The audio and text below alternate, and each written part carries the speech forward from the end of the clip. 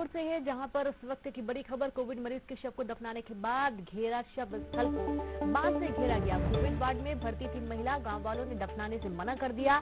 Red cross society की मदद से दफनाया गया तो भारी हंगामा हुआ। इस दौरान जगदलपुर से इस वक्त की बड़ी खबर है, शव स्थल को बांस से घेर दिया गया। ग्रामीणों ने विरोध किया था। कोविड वार्ड में महिला भर्ती थी और कोविड की वजह से मृत्यु के बाद गाँव वालों ने महिला का शव दफनाने से मना कर दिया और उसके चलते उन्होंने बांस से पूरे गांव को घेर दिया। रेड क्रॉस सोसाइटी का ये पूरा मामला है। रेड क्रॉस सोसाइटी की मदद से महिला का शव दफनाया गया। तो जब से कोरोना की शुरुआत हुई है प्रदेश में, कई बार ऐसा देखा गया है, जो ग्रामीण इलाके हैं, जिन्हें बहुत ज्यादा नॉलेज नहीं है, जिन्हें लगता है कि कोरोना छुआछूत की बीमारी है, वे अक्सर ऐसा कर रहे हैं। जब भी कोविड की वजह से मृत मरीजों का जब शव दफनाने के लिए जाता है, अंतिम संस्कार के लिए जाता है, तो मना कर दिया जाता है, क्योंकि उन्हें डर है इस बात का कि हो सकता है कि उनके अंतिम संस्कार या उनके दफनाने की वजह से गांव में भी कोरोना फैल जाएगा। और यही कारण है कि भारी हंगामा देखने को मिला है। बांस से गांव को छेक लिया गया। रेड क्रॉस सोसाइटी की मदद से बाद में कड़ी मशक्कत के बाद महिला का शव दफनाया जा सका। तो कोविड मरीज के शव को दफनाने के बाद ये घेरा गया, शव स्थल को बांस से घेर दिया गया। कोविड वार्ड में महिला भर्ती थी और कोविड की वजह से महिला की मृत्यु हुई और उसके बाद गांव वालों ने दफनाने से मना किया था। बहुत ही मशक्कत करनी पड़ी। रेड क्रॉस सोसाइटी की मदद से महिला का शव दफनाया गया।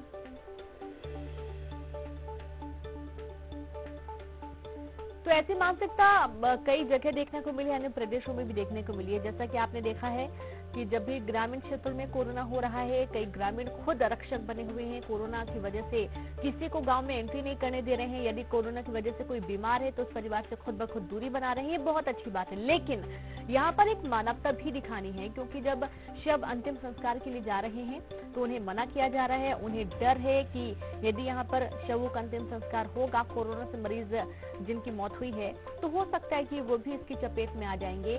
और ये भी एक बहुत बड़ा कारण है कि विरोध किया जा रहा है। और संवाददाता विनोद कुशवाहा जुड़ गए हैं। विनोद, क्या ये डर था कि ग्रामीणों ने शव दफनाने से मना किया, इसका विरोध किया, और कितनी मशक्कत करनी पड़ी रेड क्रॉस सोसाइटी को?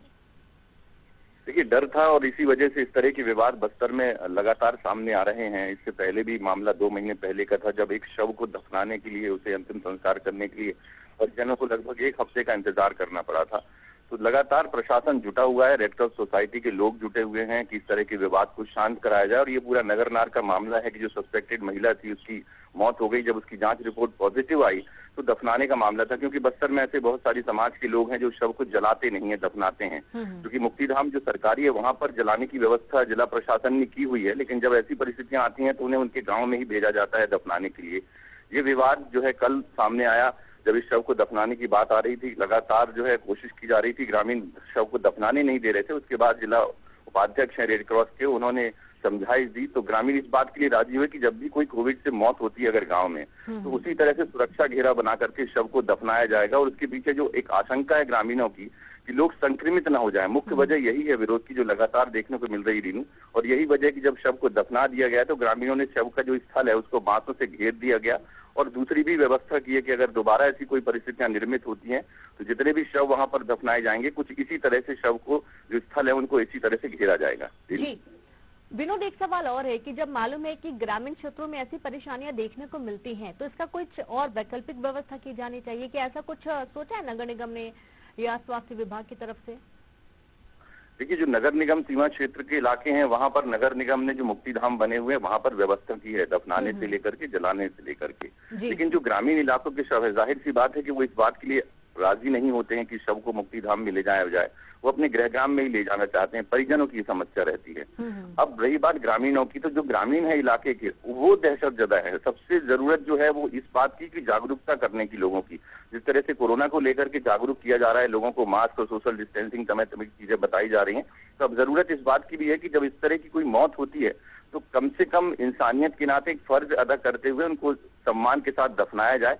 इस तरह की जो भ्रांतियां हैं समाज में फैली हुई हैं, बस्तर में खास तौर पे, उसे दूर करने की बहुत ज्यादा भी जरूरत है। जी बिल्कुल, बहुत शुक्रिया आपका विनोद तमाम जानकारी के लिए। तो इन भ्रांतियों से दूर रहने की जरूरत है और लोगों को खुद समझना होगा कि परिजनों के भी एक भाव जुड़ा होता है अपने घर के सदस्य जिसकी मृत्यु हो जाती है, और उसके बाद ऐसा जब वाकया सामने आता है तो वाकई में कहीं ना कहीं बहुत ज्यादा तकलीफ भी होती है।